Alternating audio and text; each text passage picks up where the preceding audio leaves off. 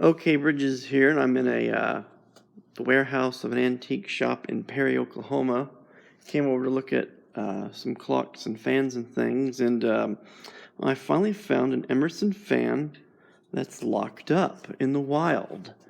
And this one here is pretty stiff. I don't know if I'm actually unscrewing the blades or not, but they're pretty stiff, and there's a secret.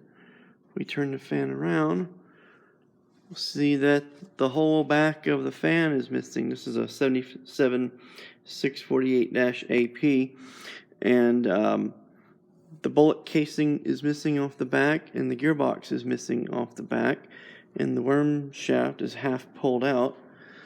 But what's still interesting about this fan, and I'm going to try to make an offer for it, is it's a pedestal fan.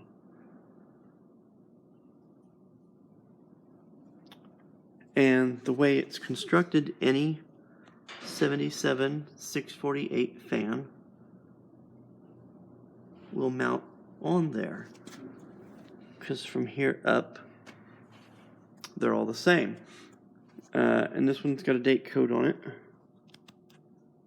There's a 28, so this would be 1948. And I think that's about right, because somewhere in that time period they stopped putting the pin on that you pull out where you can change the aim of the fan, and I'm not sure if the pedestal fans ever had those or not. It seems like it would be a very nice feature for the pedestal fans if they had them, but this one obviously doesn't. It's made right around the time that was phased out. So anyway, if I end up purchasing this, you might see some videos on it in the future.